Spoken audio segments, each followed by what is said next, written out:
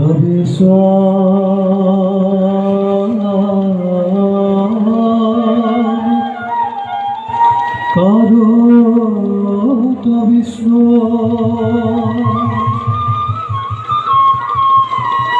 Shakanta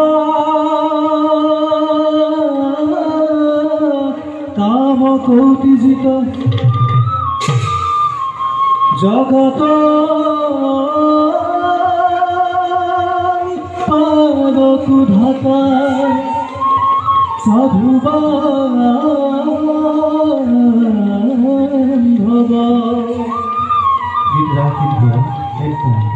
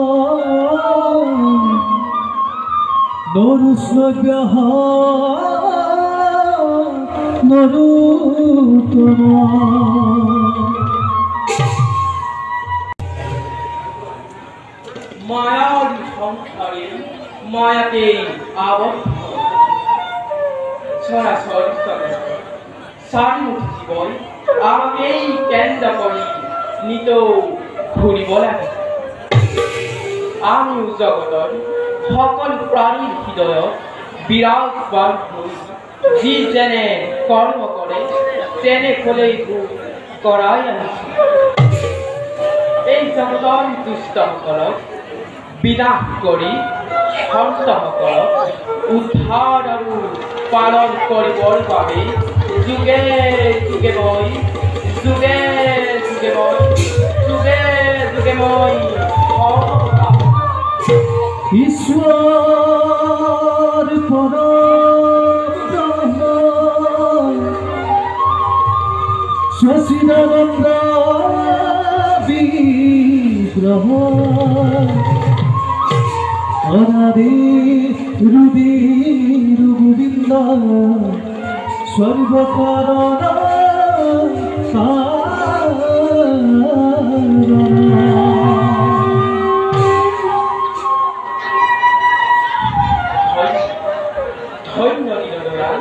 তোমার উদ্দেশ্য অতিকে মহান 5 বছৰীয়া বালক ধৰিব কুমাৰৰ অন্তৰত তুমি যি ভক্তিৰ বীজ ৰোপণ কৰিছা সেই ভক্তিৰ বৃক্ষজোপি জগতত চিৰদিন অমৰ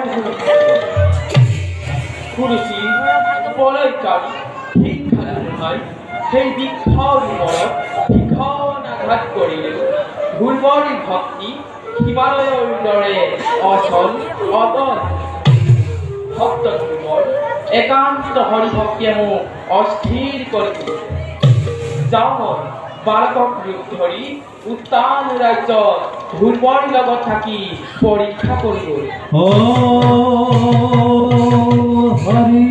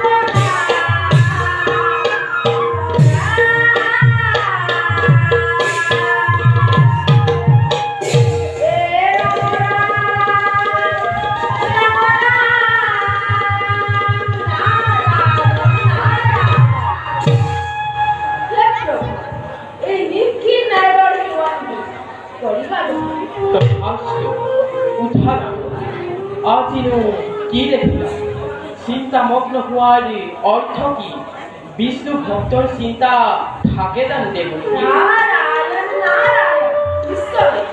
নিশ্চয় প্ৰভু বিষ্ণু ভক্তৰ চিন্তা নথকাই ভাল কিন্তু বিষ্ণুৱেহে নিজ কৰ্তব্যক পাহৰি গৈছে তাৰ বাবে মই চিন্তা কৰিব লগা হ'ল কৰ্তব্য কি কৰ্তব্য পাহৰিছে দেৱী নাৰায়ণ নাৰায়ণ সাধনা জীবন সাধনা কৰিছে ইয়ে মৰিলা আপোনাৰ কৰ্তব্য দিয়া মৰিলা কৰাবলৈ নিশ্চয় দেৱী নহলেনো দেৱী নাৰদৰ সাৰ্থকতাটো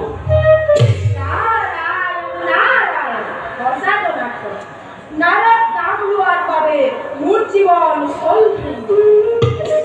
না বিপদ মই পৰা ব্ৰহ্মৰ চৰিত্ৰ প্ৰজাপতিৰ পৰম প্ৰজাৰ সৃষ্টি কিন্তু প্ৰভু ৰজা যেনিবা তিনিওলো উপচি পৰে তেন্তে প্ৰজাপতিৰ কৰ্তব্য সম্পূৰ্ণ হ'বনে প্ৰভু? এই ঈশ্বৰিক অৱদানবিলাকৰ বাবে এটি সুলভ পথ বিচাৰি উলিয়াব নালাগিব নালাগিব। যদি মই পণ্ডিত সকলোকে দেৱৰীকে তেওঁলোকত বিল বজাই শ্ৰী নাৰায়ণ নাৰায়ণ কৰি ফুৰাৰ লাভ কি দেৱৰী? নাৰায়ণ নাৰায়ণ চালনাকাৰী নিশ্চয় চালনাত পাব। এই কথা মই আগেই বুজিব লাগিছিল, কিন্তু প্ৰভু সৃষ্টিৰ আদি অন্ত বুজিব পৰা শক্তি মোৰ মনত একেবাৰেই অভাৱ। সমগ্ৰ সৃষ্টি চলিছে আপোনাৰ ইংগিতত। গতিকে প্ৰভু ইংগিতৰ শিক্ষা দিলেহে মই আপোনাৰ গুণ প্ৰচাৰৰ সুবিধা কৰিব পাৰোঁ। দেৱৰীকে কি কৈছে মই বুজিবই পৰা নাই। নাৰায়ণ নাৰায়ণ নিশ্চয় নিশ্চয় প্ৰভু। পিছে নাৰায়ণ জগতত ভক্তৰ এটি নিদৰ্শনৰ অতি প্ৰয়োজন। এই নিদৰ্শনকে লৈ ভৱিষ্যত মানৱ সমাজে যাতে সহজে মুক্তিৰ পথ বিচাৰি যাব পাৰে তাৰ বাবে চিন্তা নকৰে নকৰিম কিয় দেৱৰী? সেয়েহে ভক্তৰ ৰক্ষাৰ্থে যুগে যুগে মই হওঁ অৱতাৰ।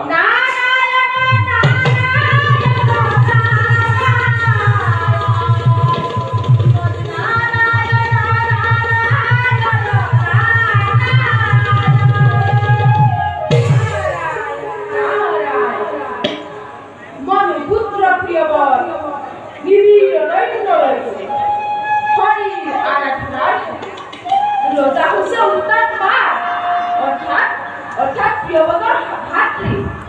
সংসাৰৰ মায়াজালত বান্ধ খাই জানো আপোনাক ভজন কৰিব নোৱাৰি প্ৰভু?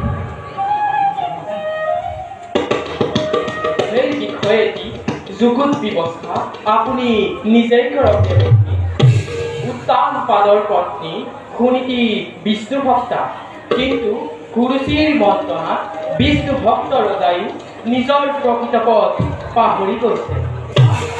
দেৱৰীকে বৈকুণ্ঠত নিশ্চিন্তে কাল কটাইছে। অদ্ভুত কথাহে। নাৰায়ণ নাৰায়ণ সঁচা প্ৰভু, আপোনাৰ কথা বৈকুণ্ঠ বিচাৰি উলিয়াবলৈ মই অপাৰগ।